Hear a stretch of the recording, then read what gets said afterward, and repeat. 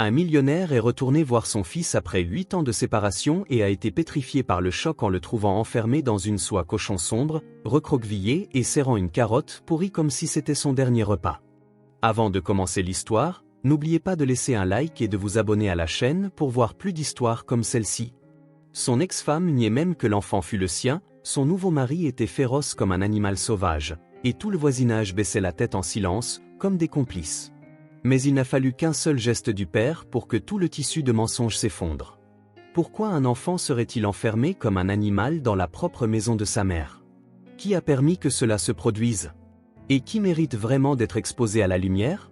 Un ciel brumeux planait bas sur les toits usés par le temps à la périphérie de Addington, en Caroline du Sud.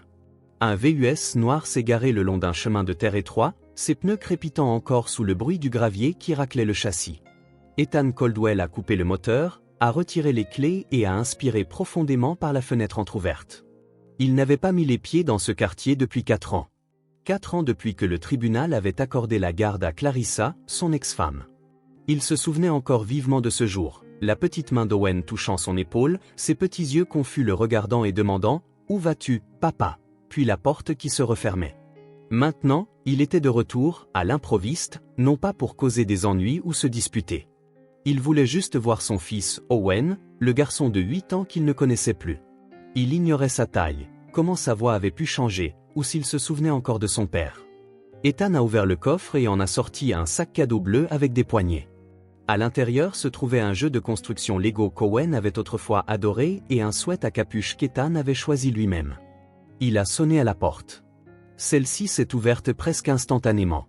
Clarissa se tenait là, son téléphone encore à la main, son rouge à lèvres frais, comme s'il venait d'être appliqué. « Ethan, salut. » Il a hoché légèrement la tête. « Je suis juste de passage. Je voulais voir Owen. » Clarissa a hésité, une lueur de malaise a traversé ses yeux, mais elle l'a rapidement transformé en un sourire poli. « Oh, je crains qu'Owen ne soit pas à la maison. Il est parti en camp de vacances, il ne rentrera pas avant quelques semaines. » Ethan a froncé les sourcils. En camp en septembre? Eh bien, c'est une sorte de camp de développement personnel organisé par l'école.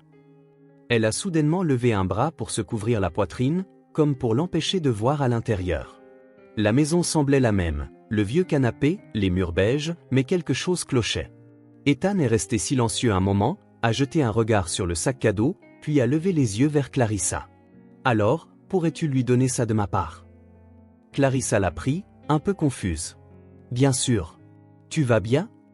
Avant qu'Ethan ne puisse répondre, une voix d'homme a retenti depuis le couloir. « Qui est là ?» Un homme grand et athlétique est apparu, vêtu d'un polo et d'un pantalon chino.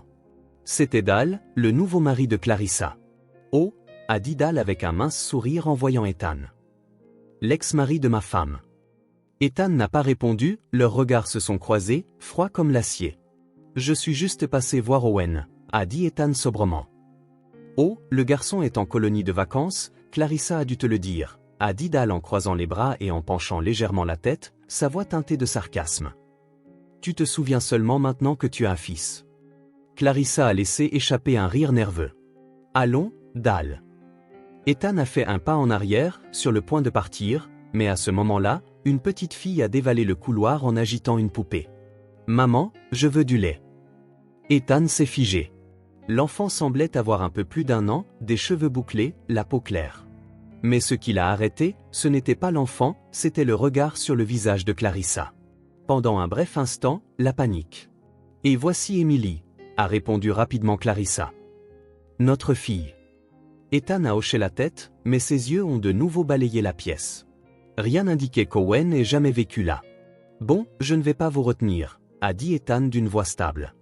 Il s'est retourné et s'est dirigé vers sa voiture, ses chaussures s'enfonçant légèrement dans la terre et les racines emmêlées. Il ne se pressait pas, mais son cœur battait comme un tambour de guerre. Quelque chose n'allait pas, et ce n'était pas seulement le mensonge sur la colonie de vacances. Alors qu'il approchait de la voiture, une voix douce l'a interpellé de l'autre côté de la clôture. « Vous êtes le père d'Owen, n'est-ce pas ?» Ethan s'est retourné. Une femme âgée aux cheveux d'argent, à la silhouette frêle et s'appuyant sur une canne, se tenait à côté d'un petit jardin de fleurs. « Je suis Madame Thornton. J'habite à côté d'eux depuis 6 ans. » Ethan s'est approché. « Oui, je suis Ethan. J'ai entendu votre conversation, dit-elle d'une voix calme. Je pensais juste que vous devriez savoir. Owen est toujours là.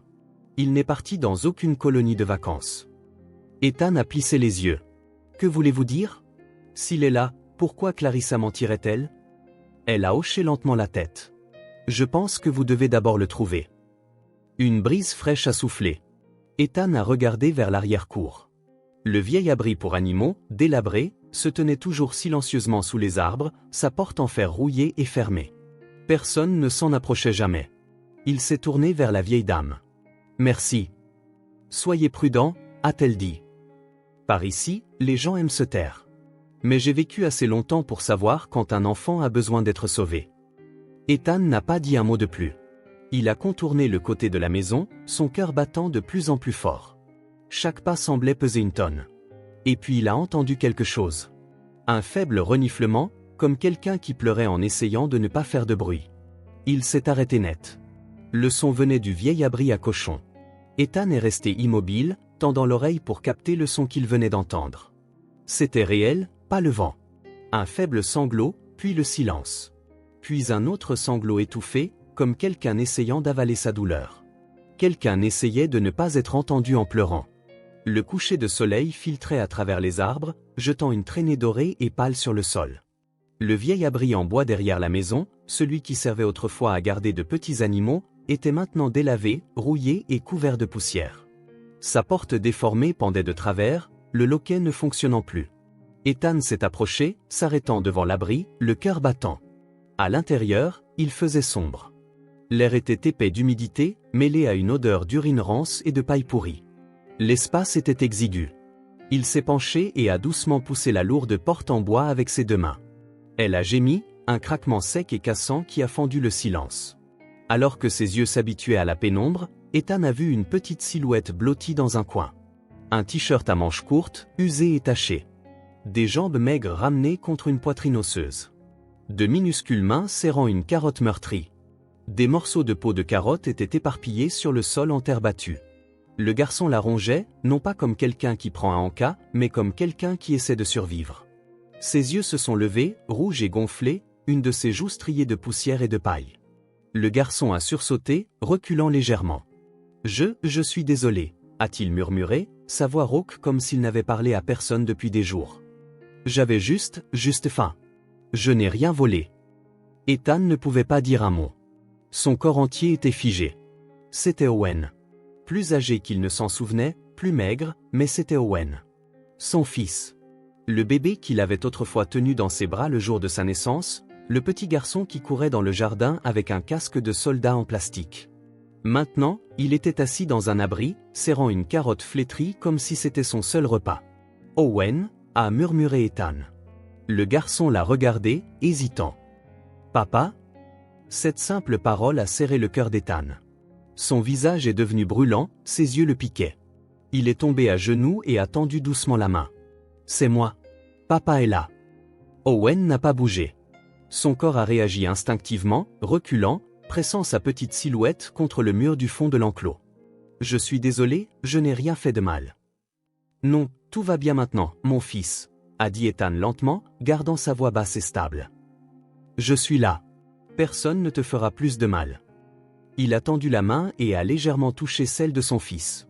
Froide, sèche, tremblante.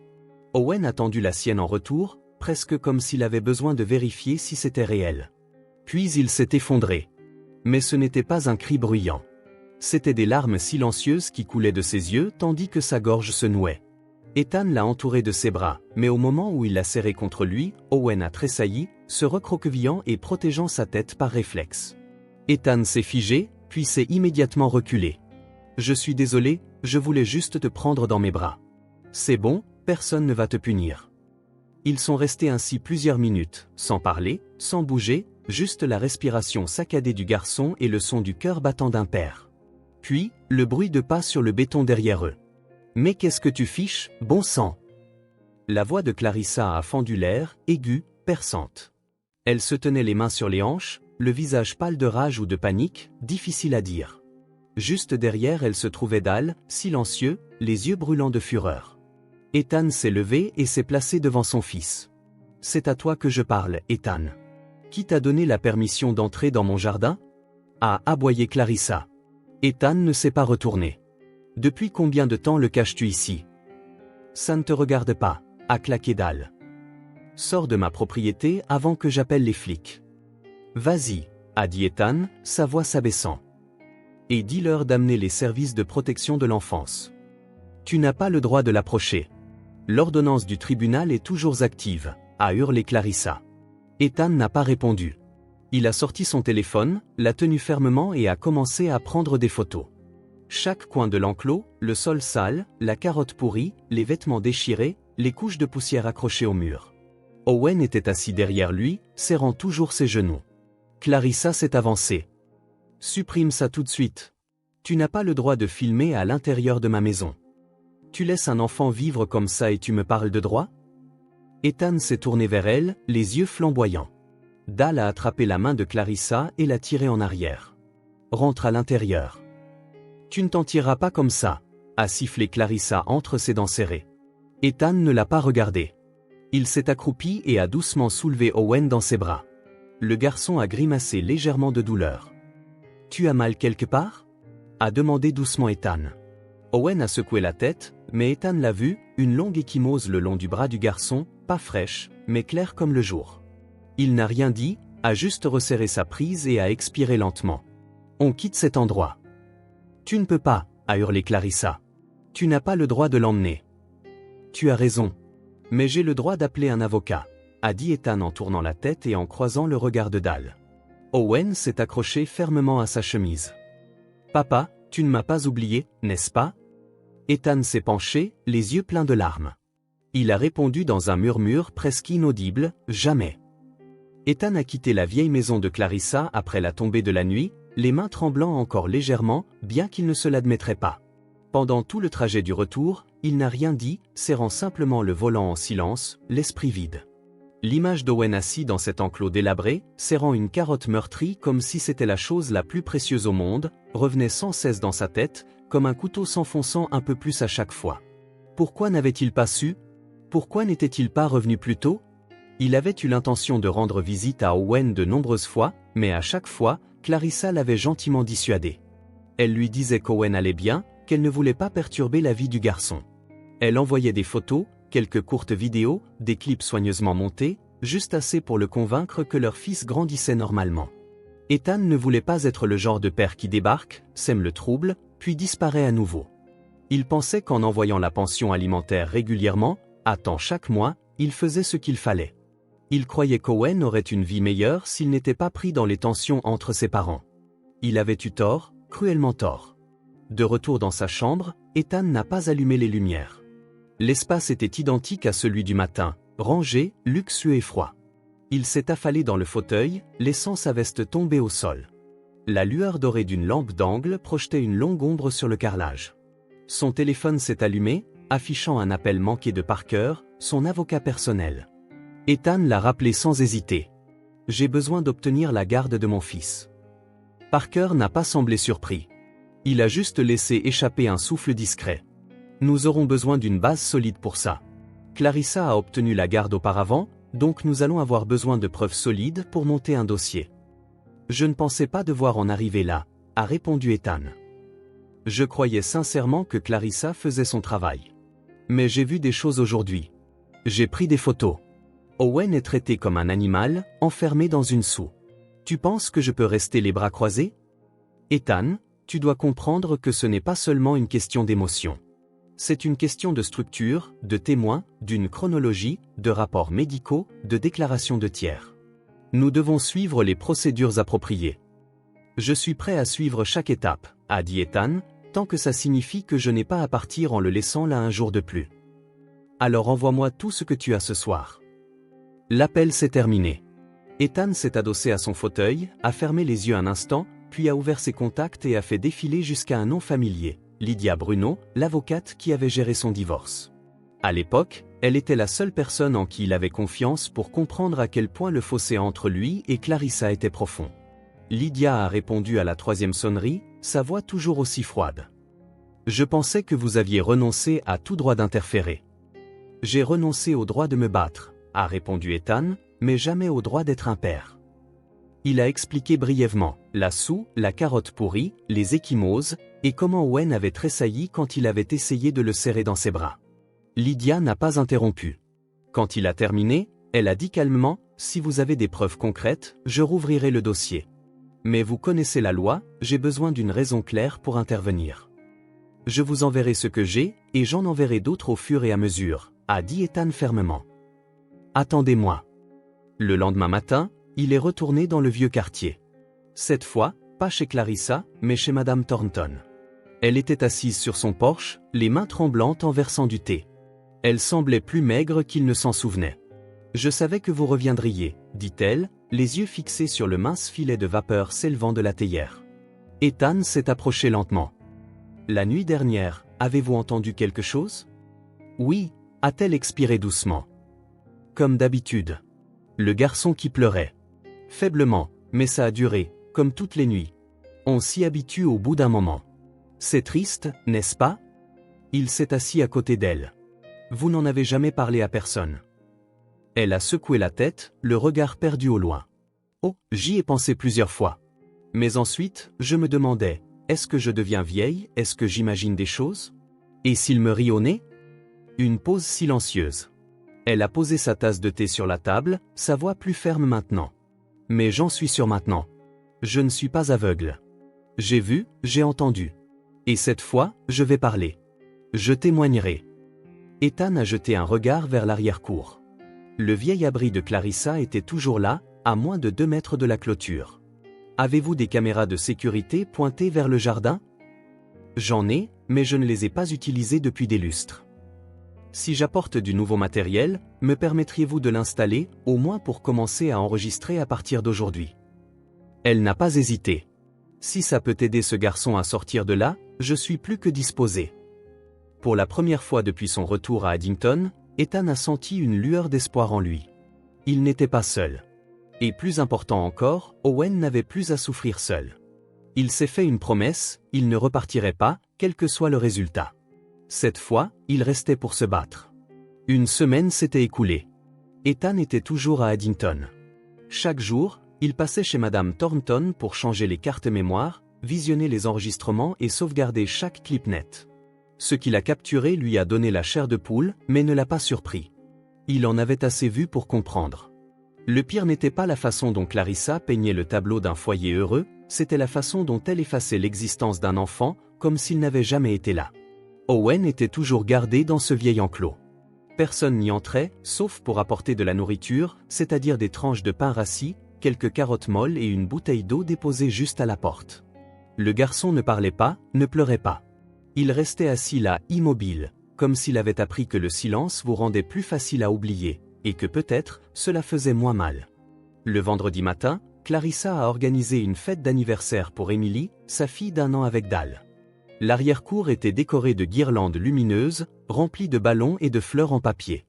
Une longue table recouverte d'une nappe blanche se tenait au centre, surmontée d'un gâteau à 2 étages et de drapeaux le long de la clôture.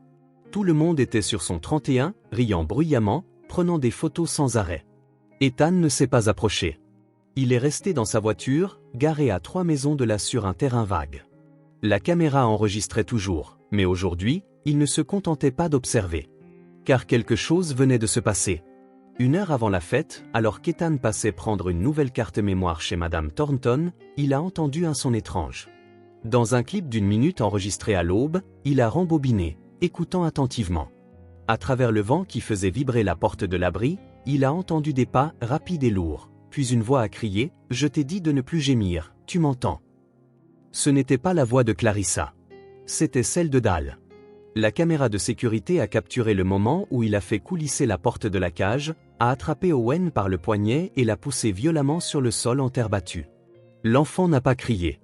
Il a laissé échapper un hoquet étouffé, puis s'est rapidement relevé et s'est recroquevillé en position assise, serrant ses genoux. Dal est resté quelques secondes, accroupi, murmurant quelque chose d'inaudible pour la caméra. Mais dans sa main, il y avait une cuillère en bois, du genre utilisé pour servir la soupe. Il l'a pointée comme un avertissement.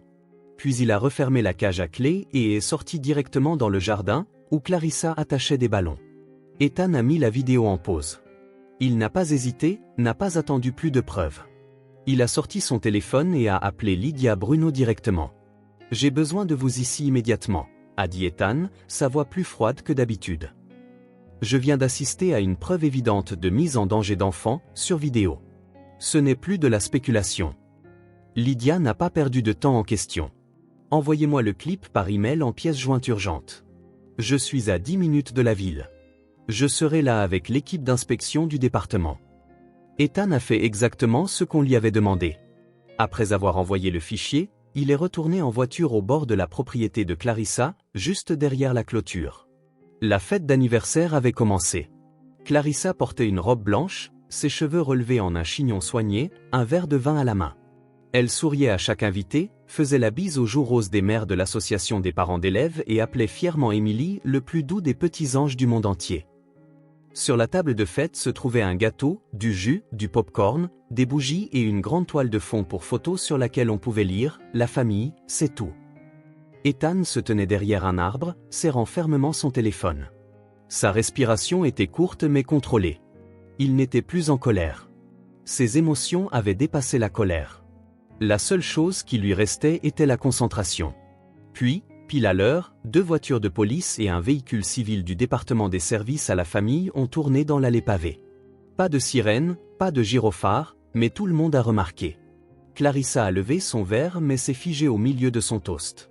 La chef de la police locale, une femme d'âge mûr nommée Hargrove, est sortie de la voiture de tête. Derrière elle se trouvait Lydia et un agent de la protection de l'enfance. Ils n'ont rien dit, se sont dirigés directement vers l'arrière-cour. « Que se passe-t-il » a crié Clarissa, essayant de garder sa voix calme. « Nous sommes ici pour inspecter les conditions de garde à cette adresse », a répondu Lydia, en réponse à une plainte formelle appuyée par des preuves vidéo. Dal s'est avancé. « Vous êtes sûr d'être au bon endroit ? C'est l'anniversaire de ma fille. » « Aucune erreur, » a répliqué Lydia, se tournant vers le coin le plus éloigné de la clôture où se trouvait une vieille cage, partiellement dissimulée par une bâche et des poubelles. Hargrove a fait un signe. Un membre du personnel s'est avancé et a ouvert la porte de la cage. À l'intérieur, Owen était assis, recroquevillé, les yeux grands ouverts, les lèvres gercées et sèches. Il a levé les yeux lorsque la lumière a inondé l'espace, comme s'il n'avait pas vu la lumière du jour depuis des jours et se souvenait à peine de ce que c'était. Personne n'a dit un mot. Aucun mot n'était nécessaire. Ethan s'est avancé. Cette fois, personne ne l'a arrêté. Owen est sorti doucement de la cage. En voyant Ethan, le garçon a hésité, puis s'est soudainement élancé, se jetant dans les bras d'Ethan, comme s'il venait de trouver la seule chose au monde en laquelle il pouvait encore croire. Tout ce qui a suivi s'est déroulé comme une réaction en chaîne. Quand Owen a couru dans les bras d'Ethan, tout le monde à la fête a semblé retenir son souffle. Un enfant était sorti de l'abri derrière la maison, maigre, silencieux, le visage sale, les cheveux emmêlés, mais ses yeux brillaient plus que n'importe quelle lumière sur la table. Clarissa s'est figée un instant, comme si elle ne croyait pas que c'était son propre fils. Mais sa première réaction n'a pas été le remords, mais la panique. « Non, il ne va nulle part. C'est mon fils !» a hurlé Clarissa en se jetant en avant comme pour arracher Owen des bras d'Ethan. Lydia s'est rapidement interposée. « Madame, nous menons une enquête légale. Je vous demande de rester calme. »« Je ne le permettrai pas », a crié Clarissa, les larmes coulant sur son visage. « C'est ma chair et mon sang. Cet homme n'a aucun droit. » Ethan a tenu Owen fermement contre lui. Le garçon ne pleurait pas, il a simplement posé sa tête contre la poitrine d'Ethan, comme s'il avait enfin trouvé le seul endroit où il pouvait respirer en toute sécurité. Dal s'est avancé, le ton sec. « Rends-le. Tu n'as aucune ordonnance du tribunal. C'est sa mère légale. » Ethan a levé les yeux, son regard fixé sur Dal. « Et je suis son père légal. Celui qui a perdu ses droits parce qu'on m'a dit que mon fils était en sécurité et en bonne santé. » À peine ces mots sortis de sa bouche, Dal a levé la main et a frappé Ethan au visage. Une gifle. Le son de la paume contre la peau a retenti clairement dans l'arrière-cour. L'air s'est épaissi, le silence est tombé. Owen a tressailli mais n'a pas lâché son père. Ethan n'a pas riposté. Il a simplement tourné son visage vers Dal, soutenant son regard, non plus tremblant mais résolu. « Merci », a-t-il dit doucement. « Maintenant, j'ai une raison de plus de prouver qu'il mérite vraiment d'être privé de tout contact. » Une voix a retenti depuis le portail, tremblante mais claire. « Je peux témoigner. » Tout le monde s'est retourné. C'était Madame Thornton, s'appuyant sur sa canne, frêle mais droite. Elle s'est avancée de quelques pas. J'ai vu cet enfant dormir dans l'abri toute la semaine. Je l'entendais pleurer toutes les nuits. Je pensais que j'étais trop vieille pour me mêler des affaires des autres, mais je ne peux plus me taire. Clarissa a eu un rire sec et forcé. Juste la parole d'une vieille femme seule. J'ai une vidéo, a répondu fermement Madame Thornton. De ma caméra de sécurité. Demandez à Ethan.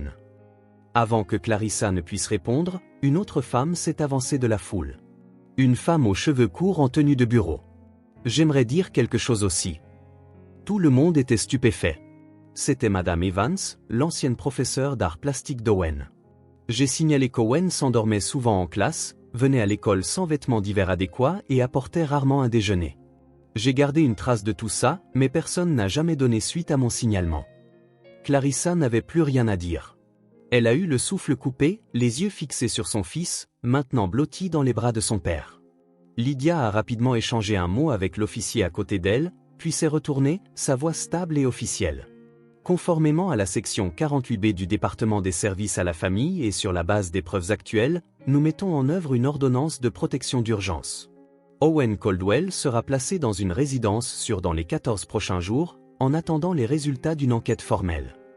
Clarissa a hurlé « Non, non, vous ne pouvez pas me le prendre ». L'officier l'a doucement retenu. « Nous ne vous le prenons pas, madame. Nous le retirons d'un endroit où il n'aurait jamais dû être. » Ethan s'est agenouillé et a murmuré à Owen « Tu veux venir avec moi, mon fils ?»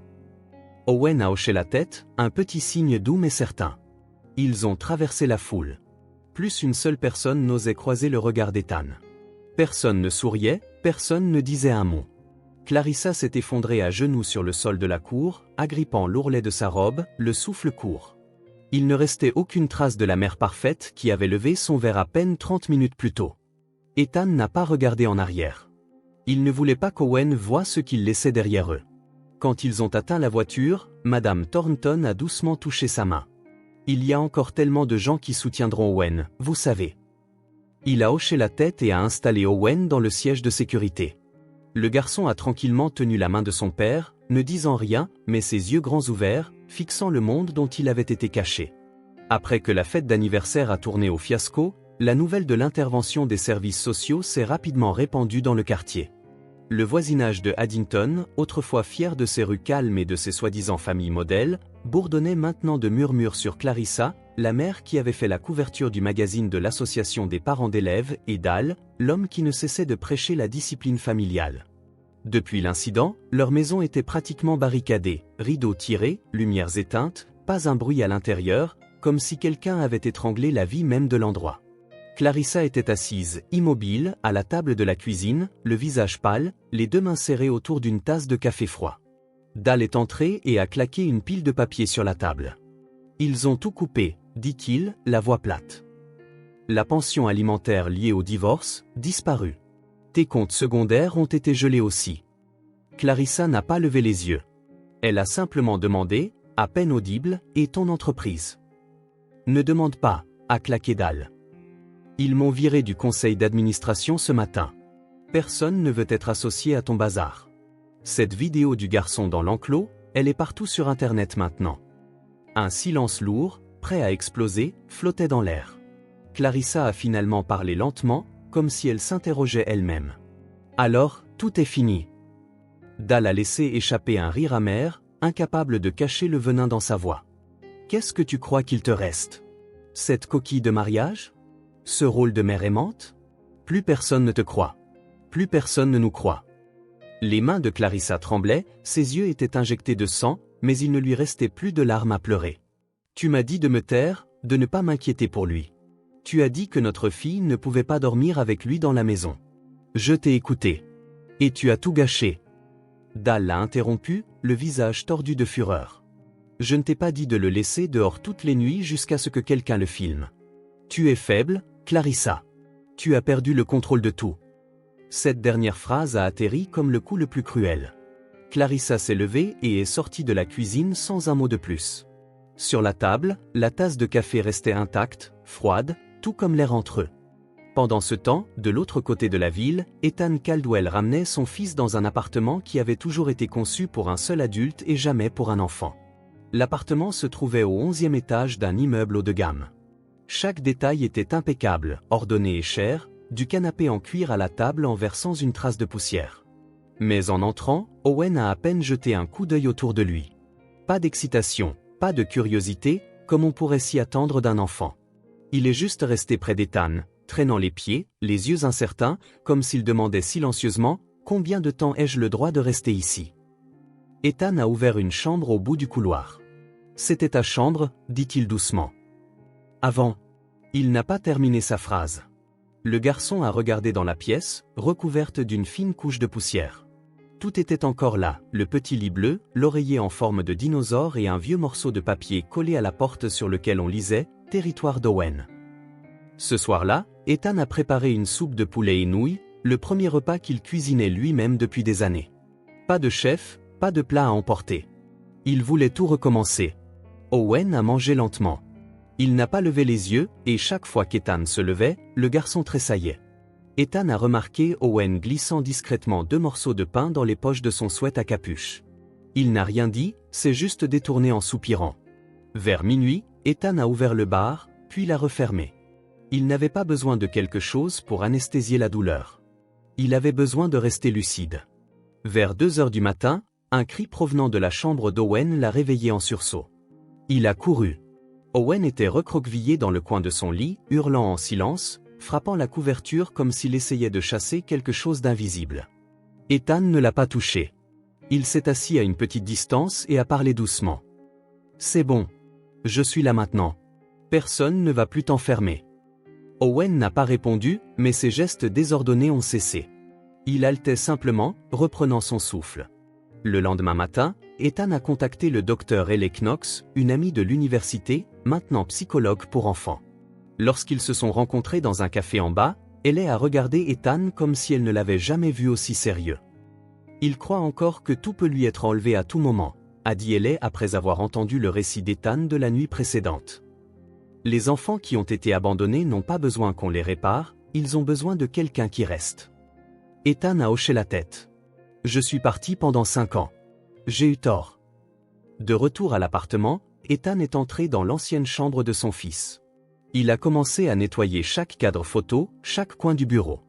Il a trouvé une petite boîte.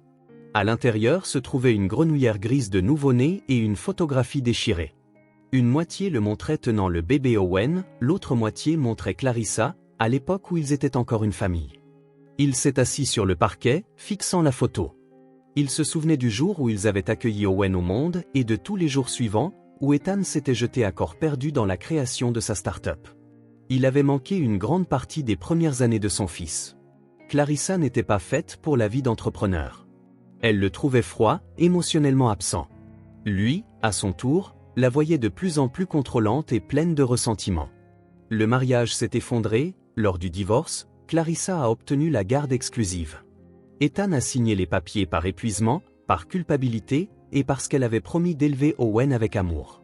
Pendant les 5 dernières années, Ethan avait envoyé les chèques de pension alimentaire à temps, mais n'avait jamais osé s'approcher, en partie par honte, en partie à cause des dérobades constantes de Clarissa. « Il ne se souvient même plus de toi, ou tu ne feras que le perturber. » Et il l'avait cru.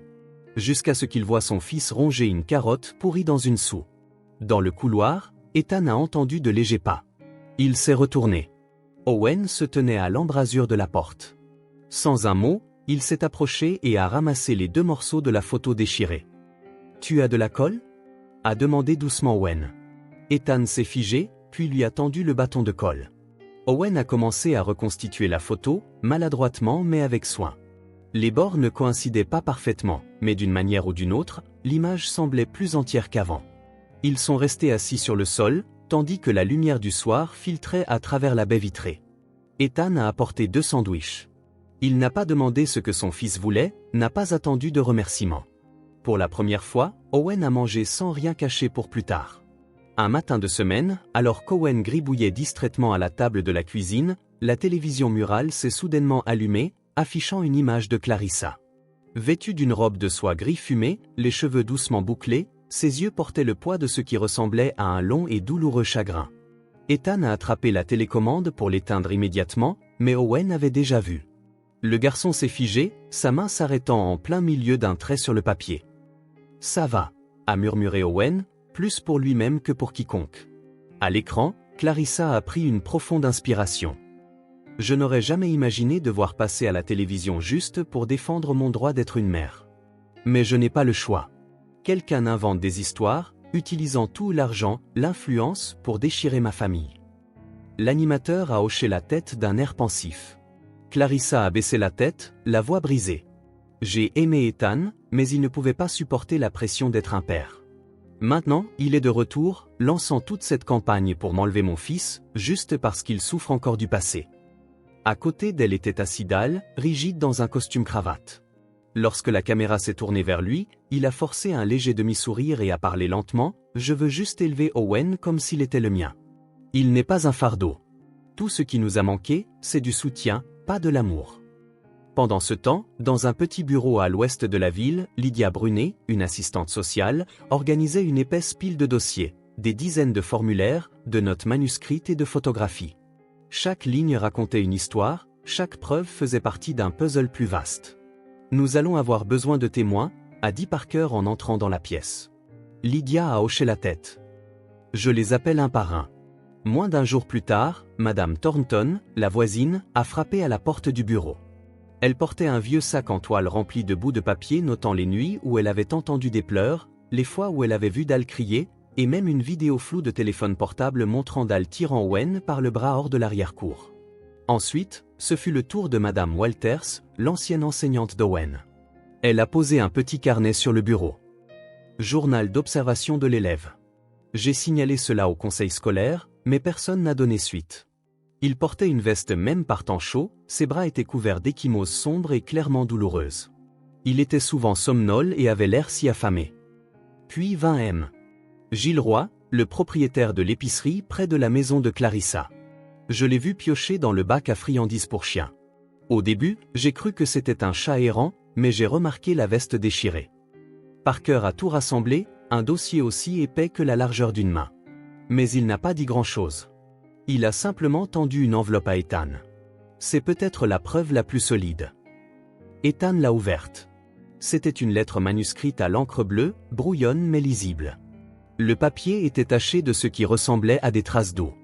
C'est le docteur Eley, la psychologue pour enfants, qui l'avait donné à Ethan pendant la thérapie de rétablissement du garçon. « Tati, je n'arrive pas à dormir parce qu'il fait froid et que j'ai faim, et j'ai peur. Je n'ai pas fait de bruit, je n'ai pas pleuré fort. Mais maman a dit que je réveillais le bébé. Je n'ai rien fait de mal, ils ne veulent juste pas me croire. Tonton Dal a dit que je n'étais pas son enfant, puis il m'a poussé dehors. Certaines nuits, je dormais à côté des cochons. D'autres nuits, je restais juste assis en me tenant le ventre. J'ai peur d'eux. Mais papa est différent. Ici, il y a un sandwich, il y a des rires, et quelqu'un qui me regarde comme si j'étais un vrai enfant. Je veux rester avec papa. Owen. » Ethan ne pouvait plus parler. Il a juste tenu la lettre pendant un long moment, jusqu'à ce que ses yeux commencent à le piquer. Dehors, les médias avaient commencé à changer de ton.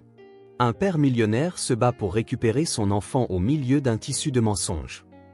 Quelques journalistes, ceux qui s'étaient autrefois vus refuser l'accès aux fêtes de Clarissa, ont commencé à fouiller les archives publiques en ligne. Les gens partageaient un clip d'une caméra de sécurité de jardin. Owen recroquevillé sous le toit en tôle d'une soue, portant une veste en lambeaux, les yeux levés dans une supplique silencieuse. Le vent commençait à tourner. Mais Parker a tout de même mis en garde, nous n'avons pas encore gagné. L'équipe juridique de Clarissa est de premier ordre. Il se concentre sur le fait que vous avez été absent pendant des années. Ethan a hoché la tête. Je ne chercherai pas d'excuses. Mais je ne laisserai pas le passé continuer à faire du mal à mon fils. Plus tard dans la journée, Owen assemblait un puzzle sur le tapis. Ethan était assis à côté de lui, en silence. Le garçon a levé les yeux. « Papa, si on dit la vérité, est-ce qu'ils nous croiront ?» Ethan a posé une main ferme sur l'épaule de son fils. « Je ferai tout mon possible, non seulement pour qu'ils nous croient, mais pour qu'ils ne puissent plus l'ignorer. » Ce matin-là, la ville de Montgomery semblait retenir son souffle. Le ciel était lourd et gris, un avertissement que la pluie pouvait arriver à tout moment. Devant le palais de justice du comté de Montgomery, des voitures noires bordaient les deux côtés de la rue. Les journalistes se bousculaient pour obtenir la meilleure place, les caméras braquées sur l'entrée principale.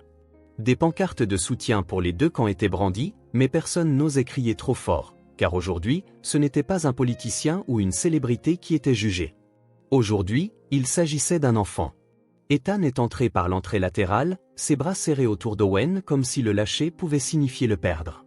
Le garçon s'agrippait à la main de son père, les yeux balayant nerveusement la foule, mêlant confusion et peur. De l'autre côté, Clarissa est apparue, maquillage soigné, robe modeste et yeux rougis par les larmes. Dal la suivait de près, le visage rigide, indéchiffrable. La salle d'audience pour mineurs était fermée au public, équipée de flux vidéo internes. Seules les parties directement concernées et les témoins étaient autorisés à l'intérieur. Sur le banc siégeait le juge Darnell, une paire de lunettes à monture argentée perchée sur son nez, sa posture posée, sa voix profonde et délibérée. L'audience pour la garde légale du mineur Owen Caldwell est maintenant ouverte. Clarissa fut la première à se lever. Sa voix tremblait, mais ses yeux étaient remplis d'un effort déterminé. J'ai fait des erreurs. Après la naissance d'Abigail, je suis tombée dans une profonde dépression. Je n'ai jamais voulu négliger Owen, je n'avais tout simplement pas la force d'être la mère dont il avait besoin. Elle s'arrêta et se tourna vers Dal. Dal, il ne savait rien de ce qui se passait dans l'assaut. Je le lui ai caché parce que j'avais honte. Dal se leva immédiatement, la voix rauque. Votre honneur, Ethan Walker n'est pas un père modèle. Il a disparu pendant près de 7 ans. Pas d'appel, pas de visite, pas de soutien. Clarissa a tout tenu à bout de bras, seule. Et maintenant, il revient à cause de l'attention médiatique et exige la garde. En quoi est-ce juste? Parker, l'avocat d'Ethan, resta assis, calme. Puis il se leva, sa voix basse mais froide. Votre honneur, je regrette de devoir contrer cet argument avec la vérité. Il sortit une pile de papier. Voici les relevés bancaires d'Ethan Walker des 6 dernières années. Chaque mois, il a viré $2800, clairement étiqueté pension alimentaire Owen Caldwell. Et voici les reçus de dépenses, une nouvelle chambre pour une petite fille, des vacances privées, des rénovations de cuisine. Pas un seul reçu pour Owen. Pas de vêtements, pas de lait maternisé, pas de fournitures scolaires. Parker marqua une pause, puis continua. Il y a ceux qui ne sont peut-être pas présents, mais qui se souviennent de leur enfant avec chaque dollar. Et puis il y a ceux qui vivent avec l'enfant, mais utilisent cet argent pour construire une famille parfaite, sans place pour un garçon nommé Owen. Il s'avança, baissant la voix. Ils disent que c'était une dépression postpartum, mais le certificat a été signé 3 jours après que la vidéo soit devenue virale. Un geste calculé. Pas de médecin, pas de vrai diagnostic. Juste une stratégie. Puis il a diffusé la vidéo. Les images montraient Dal poussant Owen contre un mur en bois en grognant, « Tu as eu le dernier bol. Pleure encore une fois et tu ne manges plus. » La salle d'audience se figea. Parker arrêta la vidéo, puis appela les témoins. Madame Thornton, la voisine, s'avança en tremblant. Je l'ai entendu pleurer de nombreuses nuits, mais j'ai été menacée. Monsieur Dal a dit que si je parlais, il me poursuivrait pour harcèlement. Madame Mallory, l'enseignante d'Owen, a déclaré « Je l'ai vu porter des vêtements déchirés, l'air maigre et endormi en classe. » J'ai interrogé Clarissa à ce sujet et elle m'a sèchement dit de ne pas me mêler de ses affaires. J'avais peur de perdre mon emploi. Monsieur Harris, le propriétaire du magasin, s'est avancé. Une fois, je l'ai vu ramasser des miettes pour nourrir les cochons. J'ai cru que c'était pour un chien, mais quand il a couru, j'ai su que je me trompais. Et puis Parker a lu la lettre manuscrite d'Owen. Je ne veux pas retourner dans cette maison. J'ai peur de la soue. Je ne veux pas dormir avec cette odeur d'humidité. Je veux rester avec papa, parce que papa me regarde. Toute la salle est restée silencieuse. Pas une seule toux, pas un son des enregistreurs. Puis Owen s'est avancé à la barre. Il serrait un ours en peluche usé dans ses bras et a parlé clairement « Je veux vivre avec papa, parce que papa ne me regarde pas comme si j'étais un déchet. » La salle a tremblé. Mais ce n'était pas fini. Owen s'est tourné vers Clarissa. Sa voix était si douce que tout le monde a dû retenir son souffle pour l'entendre. « Pourquoi tu me détestes autant, maman ?» Clarissa s'est effondrée. Elle a commencé à pleurer, non pas en jouant, non pas en simulant, mais avec des sanglots bruts et incontrôlables. Parker n'a pas eu besoin de dire un mot de plus. Le juge a abattu son marteau, et la justice a choisi de se ranger du côté du garçon. Ethan a serré la main de son fils. Le garçon ne tremblait plus. Et pour la première fois, Toute la ville s'est tue, pour enfin entendre la voix d'un enfant. Ce jour-là, après le procès, la pluie est arrivée. Pas forte, mais régulière, s'étirant tout au long de l'après-midi, comme si le ciel lui-même essayait de se délester de ses derniers fardeaux. La décision du juge a été rendue juste après les derniers mots d'Owen, une phrase simple et déchirante, « Je veux rester avec papa », parce qu'il d'audience est tombé dans le silence. Pas un seul mouvement, pas le bruissement d'un papier, aucun avocat assez rapide pour réagir. Clarissa, autrefois l'image d'une mère parfaite à la télévision, a été officiellement suspendue de tout contact avec Owen pendant 18 mois. Le tribunal lui a ordonné de suivre une réhabilitation psychologique obligatoire sous la supervision d'un travailleur social expérimenté. Les chefs d'accusation étaient clairs: négligence d'un enfant, dissimulation de préjudice émotionnel, instabilité émotionnelle et mensonge sous serment sur les conditions de vie de l'enfant. Il n'y a pas eu de menottes, mais la sentence pesait sur elle comme une condamnation morale, du genre que l'opinion publique pardonne rarement. Elle a quitté le palais de justice vêtue d'un mince manteau, les épaules affaissées, loin de la posture droite qu'elle affichait à la télévision. Les yeux de ceux qui l'appelaient autrefois une mère modèle se sont discrètement détournés. Dal, l'homme qui s'était autrefois fièrement proclamé le beau-père aimant, a été déchu de tous ses droits concernant Owen. Le juge a déclaré sans ambages: « Vous avez non seulement manqué à votre devoir de protéger l'enfant, mais vous avez également eu un comportement qui a causé un grave préjudice émotionnel, que ce soit directement ou indirectement. » Ces derniers mots au tribunal, « Ce n'est pas mon fils », ont frappé plus fort que n'importe quel jugement, une gifle qu'il s'est infligée à lui-même. La phrase a été coupée, diffusée en ligne et s'est propagée comme une traînée de poudre, réduisant en cendres l'image polie qu'il avait si soigneusement construite. Le magasin géré par Dal, autrefois loué par les habitants comme l'image d'une jeune famille modèle, a été fermé à peine 3 jours plus tard.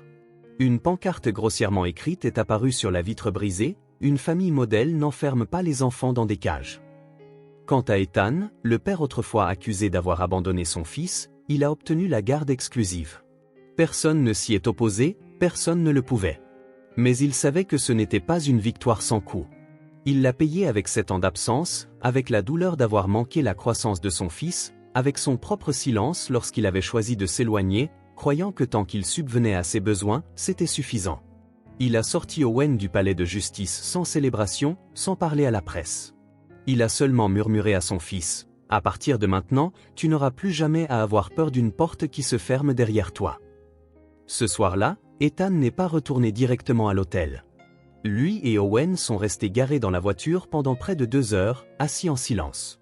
Le garçon était recroquevillé sur la banquette arrière, serrant un oreiller, regardant la pluie glisser sur la vitre. « On rentre à la maison ?» a demandé doucement Owen. Ethan a hoché la tête, puis a répondu doucement: « Nous allons dans un endroit qui est vraiment une maison. » Le lendemain matin, Ethan a signé un congé sans solde à durée indéterminée de son entreprise, passant la direction à Miles, qui était avec lui depuis les débuts. Il n'a pas donné de longues explications, juste une seule ligne dans un email interne: « Il y a un autre rôle que je dois apprendre, être père. Et cette fois, je ne serai pas absent. » Ils ont emménagé dans une petite maison en périphérie, à environ 40 minutes de route de la ville. C'était une maison de plain-pied avec un toit en bois brun rouge, entouré d'herbes et de quelques buissons de lavande qu'Ethan avait plantés lui-même. Ici, Owen n'entendait plus le cliquetis des serrures de cage la nuit. Il n'avait plus à cacher de la nourriture par peur. Fini le pain sec dans des gamelles pour chiens en plastique. À la place, il y avait des repas chauds avec des œufs au plat et des sandwichs.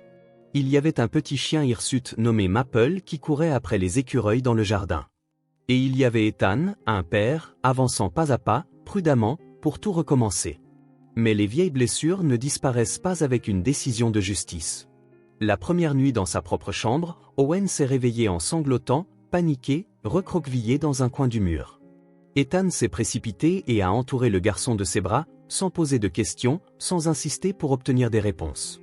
Il s'est simplement assis à côté de lui en silence, faisant savoir à Owen que quelqu'un était là maintenant, et n'allait nulle part. Le 3e jour, Ethan a appelé une psychologue pour enfants. Elle lui a appris comment interagir avec un enfant qui avait été abandonné. Ne pas trop demander, ne pas toucher trop vite, lui laisser le choix. Ethan a donc appris à suivre le rythme d'Owen. Le garçon mangeait peu, mais ne cachait plus sa nourriture. Il était toujours prudent, mais a lentement commencé à demander: « Est-ce que tu as déjà aimé la couleur verte? Est-ce que tu sais comment construire des Legos ?» Des questions innocentes, Mais pour Ethan, c'étaient des signes que la confiance revenait à la vie. Une semaine plus tard, sur la recommandation de l'avocat Parker, Ethan a décidé de rendre visite à Clarissa au centre de réhabilitation. Il n'attendait pas d'excuses, il n'était pas là pour accuser. C'était simplement un dernier effort pour clore le chapitre du passé et s'assurer qu'Owen saurait un jour qu'au moins un adulte avait essayé de réparer les choses. La visite n'a duré que 20 minutes, séparée par une vitre insonorisée. Clarissa était assise de l'autre côté, sans maquillage, sans robes élégantes. Ses cheveux étaient en désordre, sa posture voûtée, son regard trouble. La femme qui avait autrefois brillé, louée comme une mère forte ayant surmonté le divorce, n'était plus qu'une ombre silencieuse de cette image. Ethan n'a pas parlé en premier. Il l'a juste regardée. Clarissa a levé les yeux, tremblante, comme si son seul regard avait arraché toutes les couches derrière lesquelles elle se cachait depuis des années. Sa voix était rauque, à peine plus qu'un murmure. « Je sais que ce que j'ai fait est impardonnable. » Ethan n'a rien dit. Clarissa a expiré, ces mots comme une confession à elle-même. « Quand tu es parti, je ne savais pas comment être une mère seule. Chaque fois que je regardais Owen, je me sentais comme un échec. Je n'étais pas assez bien, pas assez patiente, pas assez aimante.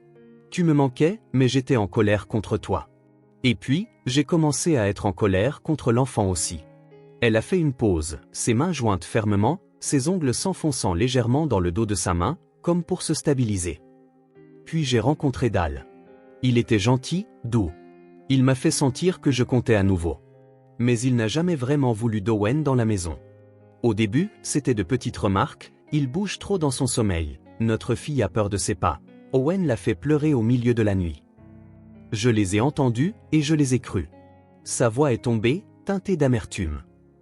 Puis sont venues les demandes, laisse-le dormir dans une autre chambre. Ne le laisse pas s'asseoir avec nous à table tous les soirs, pas besoin de lui acheter quoi que ce soit de neuf. J'ai encore écouté. J'ai encore obéi.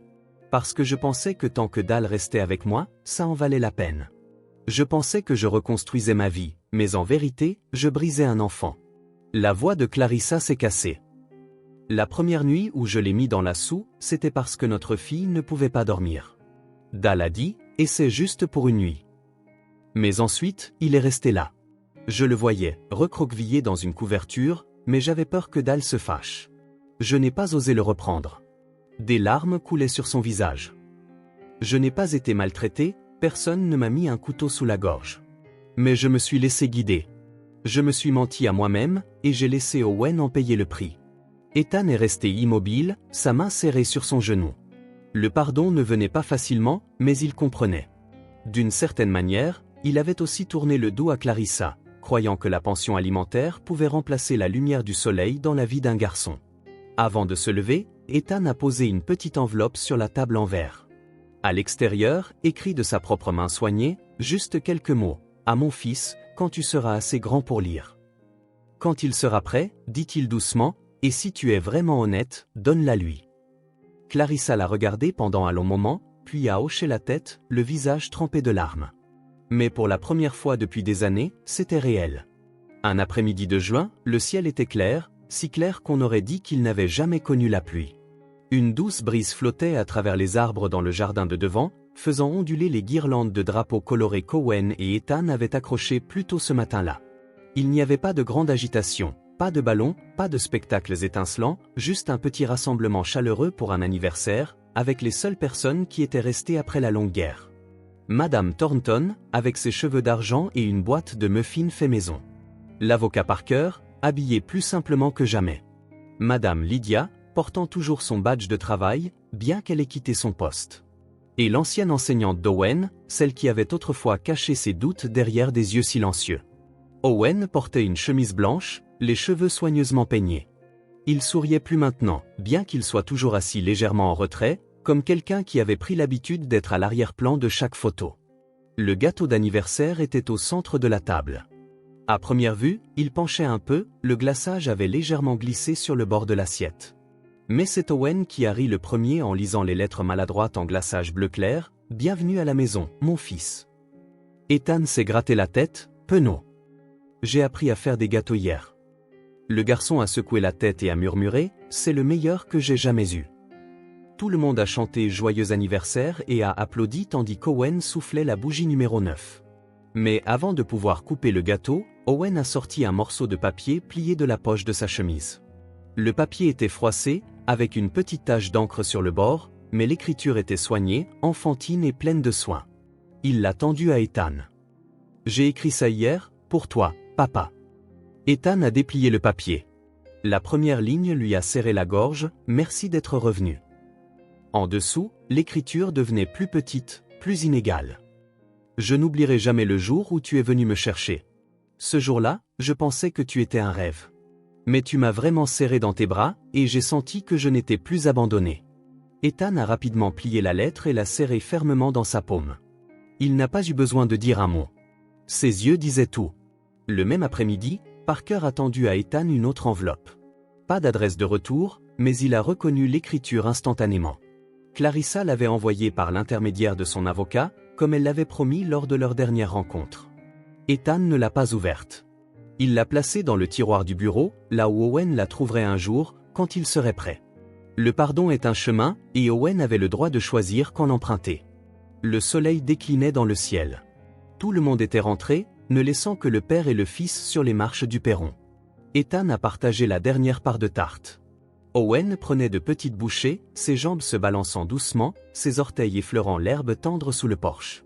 Puis il s'est tourné et a demandé, à l'improviste, « Papa, on peut faire pousser des légumes? J'ai entendu dire que ça rend plus heureux. » Ethan a gloussé. « Bien sûr.